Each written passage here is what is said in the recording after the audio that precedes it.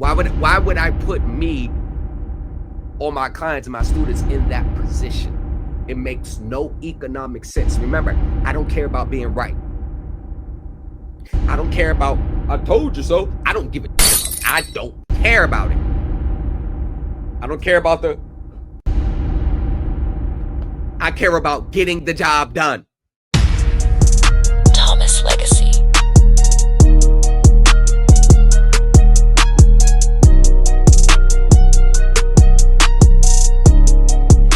Why would I put me or my clients and my students in that position? It makes no economic sense. Remember, I don't care about being right. I don't care about, I told you so. I don't give a shit. I don't care about it. I don't care about I care about getting the job done. I don't care. If they started a IXF system and we're doing away with all this, guess what? Y'all, IXF is where we're going. Now, changing the way the system works, changing the way they account for these things. I'm not here to save the world. I'm here to save me and mine. You jump on the wagon, hey, you may get off at the next stop and you may get where you need to go. But what I'm telling you is this: most people are going to ignore this. It's going to go over their heads. They're going to look for an easier way. They're still going to try to send something on the bill because it's quick and easy. But I'm telling you, if you don't know what I'm going to unveil, this latest edition, it's not new to me. It's going to be new to y'all because I've already known this. I've been known this. I talk about this in my Supreme Elite team every night. But I'm telling you, if you don't know it, you're going to be wasting your time because every single one of them follows these metrics. I don't care what your company is. I don't care if you got a mortgage. I don't care if you got an auto. I don't care if you got a credit card. I don't care if you got a student loan. I don't care what you have. If you don't know that little teeny, eensy, weensy accounting trick that proves it all, they're going to know you don't know. And then they're going to steamroll right over top of you, just like they have done countless and countless and countless of individuals. If you don't understand the accounting tricks beyond the vague gap principles or ledgers or your accounting for dummies book, if you don't understand what's going on beyond the vague, I'm going to tell you, they are going to steamroll right over you. Your qualified written debt, qualified QWRs, your debt validation letters, they're going to answer in a manner where they're never going to give you what you really need. They're never going to give you what you want. And I'm telling you this, what I'm talking about, even administratively, even if you're not that savvy enough to step into the court, because I'm gonna be honest with you, stepping into the court is a totally different ball game within its own ball game. You got to learn a totally different set of rules, learn a totally different set of procedures, learn a totally different set of wordings, different set of pleadings, how to style it, what to say, what not to say, the font, the indent, the letters, the formats, the time rule. It's a totally different game. So I'm saying, even if you're not that savvy yet to step into the court and get it down pat, even if you're not, right, at least with this document I'm unveiling, because I've been working on this document for 120 days, read over 1,000 pages of literature before I even started putting it together. At least this document, it's going to be authoritative, it's going to be powerful, and it's going to position them in the box where they can't respond with BS. They can't say it's not true because we're taking it right from their own words, but it puts them in a position that either they're going to have to do something about it or they can remain silent, which is what I love. I'm cool with that because not only with the administrative, see, here's the thing about administrative claims. If you look at my situation with credit acceptance, not going to do none of that NA and no past due payments, no nothing. You can't make a payment. They're not going to do that if they didn't already make the decision as to what they're going to do with the, you see what I'm saying? They don't put everything on hold while they investigate. Your ass is still going to pay while they investigate. Because I sent them a letter last time. And when they investigated it, during the investigation, they ain't put no hold or nothing. So the reason why they didn't do it last time, because the issues I raised, they felt like they could defend against. This time, I struck a chord with them, and now they're like, oh, we may not be able to win this one. So let's go ahead and already start. And plus, if they continue to have those, they're trying to stop the paper trail. And if you look at what has transpired before I even filed the lawsuit, I didn't file the lawsuit till August 25th. I sent them the email a week before, August 18th. But if you look at what they did, they took me off auto pay. I didn't ask them to do it. They put the payment remaining balance as NA. They haven't reported to the credit bureau since July. They stopped all enforcement and collections. They have not sent a balance due notice or you're severely past due. They haven't done anything to collect. Nothing. Just went straight cold turkey. Now ask yourself, isn't that a lot of outcomes that most people seek when they start doing the processes? 1, 2, 3, 4.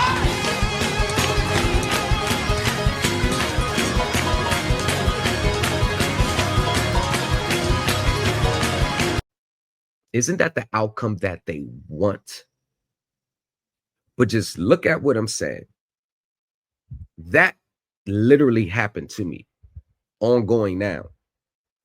Haven't made a payment since July 1st. But the difference is they didn't come take my vehicle. Most people, when they do it, they doing it out of necessity.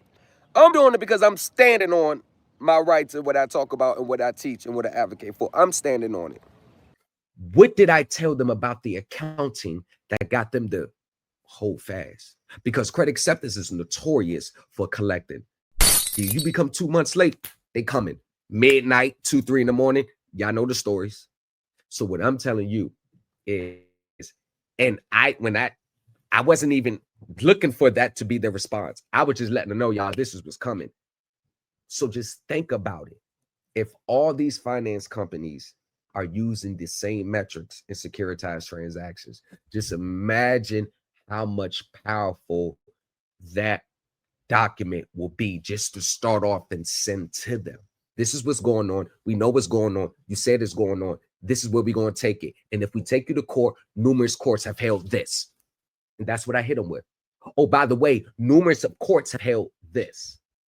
By the way, in a legal setting, we'll be able to prove this. See blank and blank verse this bank. See this is this verse this. See in reference this. And you got authoritative behind it. Oh, by the way, the IRS says that they treat these transactions like this when this happens. And the way they treat these transactions are the same claims we're making in this letter. That boy is good. You're rocking with the best. So I went back over those documents and the emails that I sent credit acceptance, and I said, oh,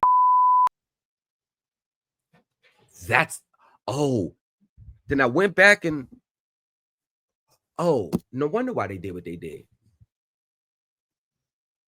That's what it was. Or you asking, well, did you do it? Well, yeah.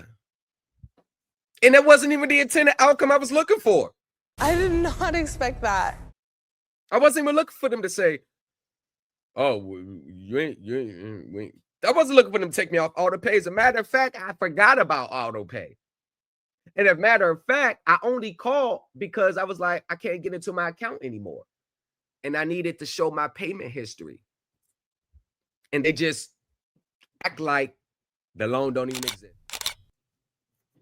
Legal counsel reached out, their lawyer. Remember, credit acceptance took those actions, I still filed the lawsuit. I wasn't done with them just doing that. Nah, we going to thank you for reaching out with us to your concerns. Now, I wish I would have. Why is it not adding up? It appears as of August 25th, you filed but not yet served the suit against credit acceptance in the United States District Court for the Eastern District of Virginia. While we work diligently to provide thorough investigations and timely responses due to the pending litigation and to ensure that the parties' positions remain consistent, we respectfully decline to discuss any further details related to the concerns that you raise in your letters. That was the response I'm looking for. That normally you're wrong, or they'll respond with a debt validation letter. Hey, the creditor owes this. It looks like you signed the contract here. Your remaining balance as of this date is this. That is knowing accounting. Sheesh.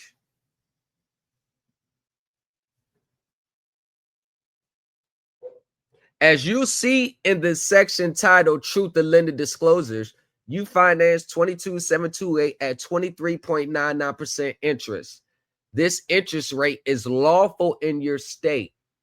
And by signing the attached credit acceptance corporation disclosure form, you confirm that you had the opportunity to negotiate the APR with the dealership before signing the contract. But why would there need to be a negotiation if the 23.99% is lawful in my state? Why would you immediately contradict yourself and say you had a chance to negotiate? It's only 11% more than what the state allows, but we're not going to talk about that. In your letter, you asked us to complete and return a 1099 OID. Yes, interest income earned is taxable back to you. You want me to tell you what the IRS says? Let's see what they respond. Now, normally, I've seen people reference OIDs in their letters to the company. It sounds like a sovereign citizen scam. Actually, I got a copy of the letter response that someone got back from 2022 from your boy across the street over there, out there, way up there in Midwest somewhere, where he did some documents for, and the lawyer responded back like, "This some sovereign citizen stuff," but we ain't gonna talk about that either. Please rest assured that we do not need to complete this form in order for you to meet your obligations. What is it? Under the contract. Yeah, they want you to stay there. They want you to stay there. I also see that you enclose documents that you believe entitle you to be released from your contract. For the avoidance of any doubt, your account remains open and your contractual obligations to make payments is not discharged. Took that on the chin. While everybody was saying, "Nah, that was good," I was saying to myself, nah, it wasn't good. Nah. Fast forward to July 2025. Where they sent this September 8th. Thank you for reaching out with us with your concern. It appears that August 25th, 2025, you filed but not yet served a suit against credit acceptance in the United States District Court for the Eastern District of Virginia.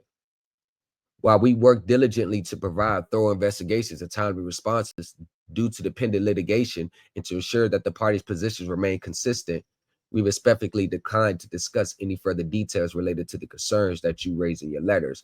The same concerns I raised in the June 2024 form, but I just doubled down and tightened them up.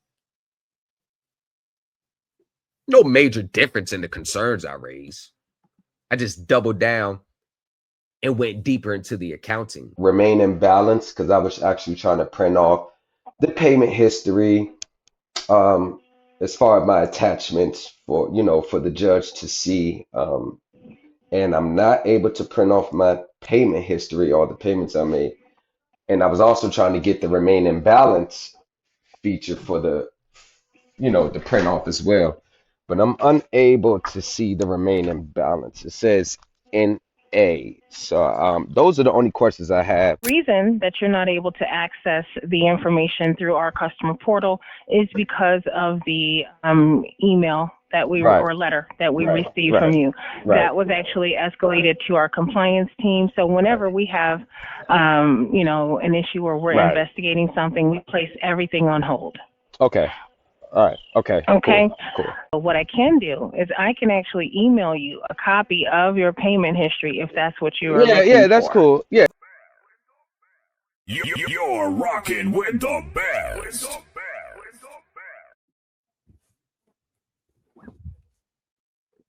And I still haven't served them yet. I got 90 days to serve them. I got till January to serve them. Why serve them right now? I could serve them on January 15th or the 14th. I could just make them sweat.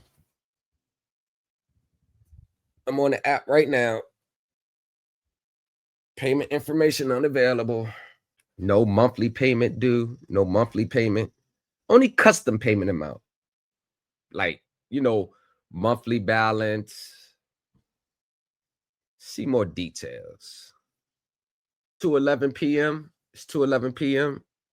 Yeah, it's about 2:11 p.m.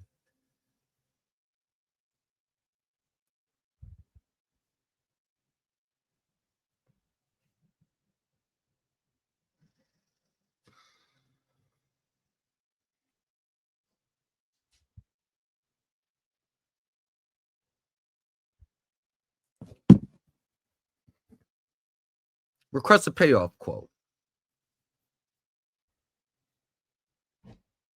Nothing.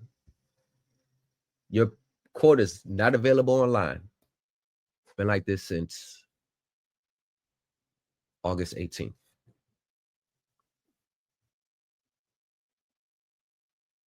Okay. Let me turn the camera down. Where's September? Where's October? Where's November?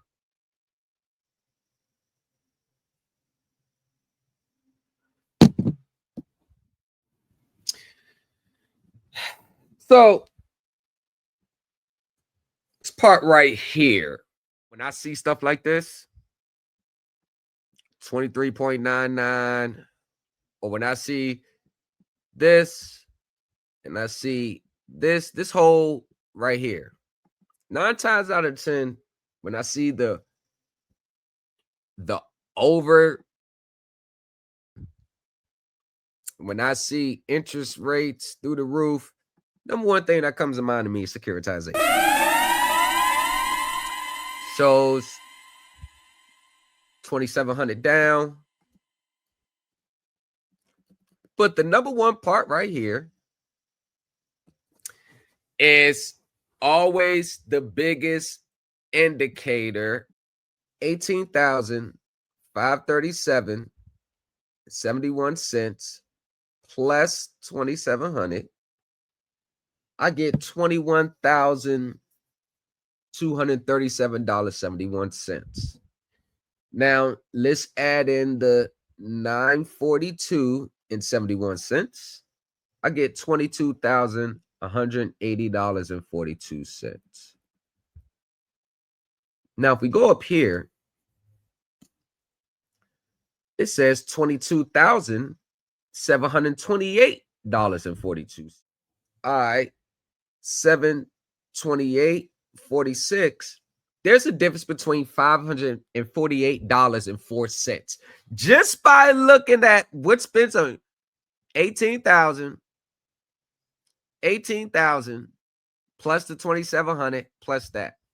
But the cash price of the vehicle is $20,295. So we got a difference already of $548.04 that they probably slid up in there somewhere. Insignificant. So let's go right here. So let's start over. So The unpaid balance of cash is $18,537.71. Now let's start adding up. Start adding up. $18,537.71, $2,233.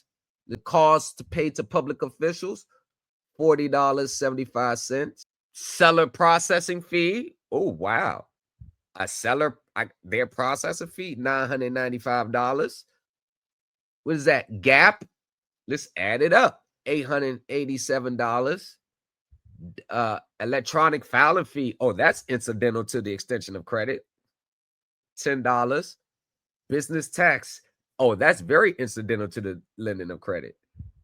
So we come up to $22,728.46, which is down at the bottom. I'm gonna add up from A here to here.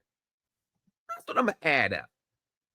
Because I start, so $4,190.75, which is right there. Box 5. I don't know if y'all can see it. $4,190. Let me see if I can zoom in. How about I do this? Okay, yeah, that's better. So this is at the hallmark of every contract. So we add up 22,728.46 minus $4,190.75. You have the difference of $18,537.71. You're rocking with Which the goes best. back to the original, more than the finance charge. You see that? The finance charge says $18,386.90. So let's subtract that from the actual amounts we just did. So there's $168 that's off right there. It shows what the finance charge is, which is $18,386.90, which is $168.81 less than what I really will be paying. And the price, $22,728.46 minus sections A through I, there's a difference of $18,537.71 that they expect me to pay. But where is the breakdown of the extra $18,000? It's only $4,190.75 is broke down. Where's the rest?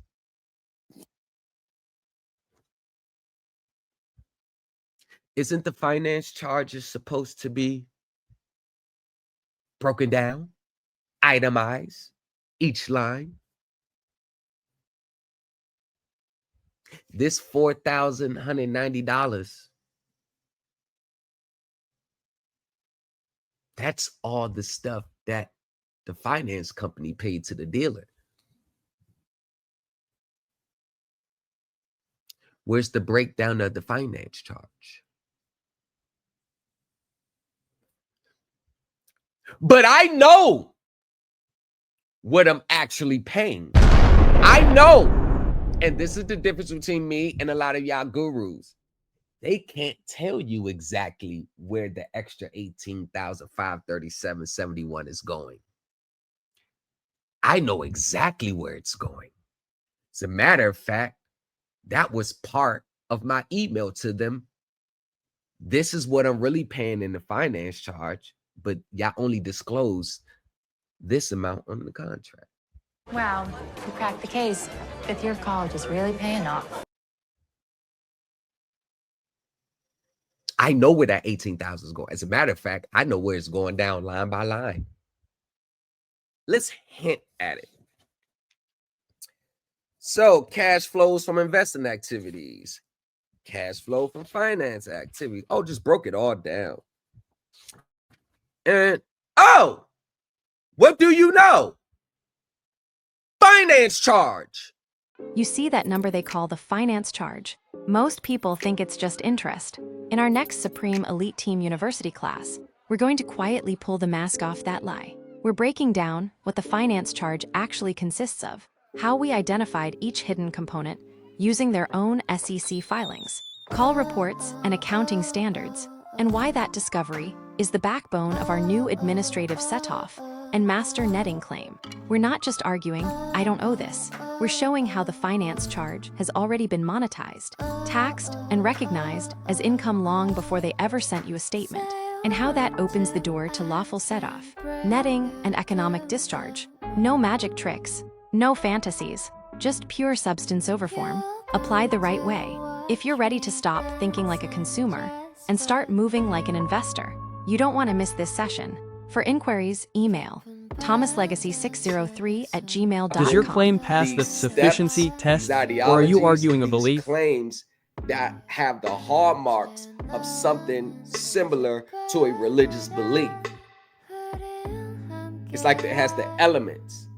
So when you present these claims based solely on what you believe is true versus this is meet the legal standards definition of truth, then we run into problems. Swimming, swimming, swimming like a bird. Dreaming, dreaming, I can fly to anywhere. According to your conversation with your friend, the attorney, what we go over in group is right in line with the legal standards and the professionalism on how it has to look and what you need to know when you attack these people. The words that he used was, you're going about it standard operating procedures.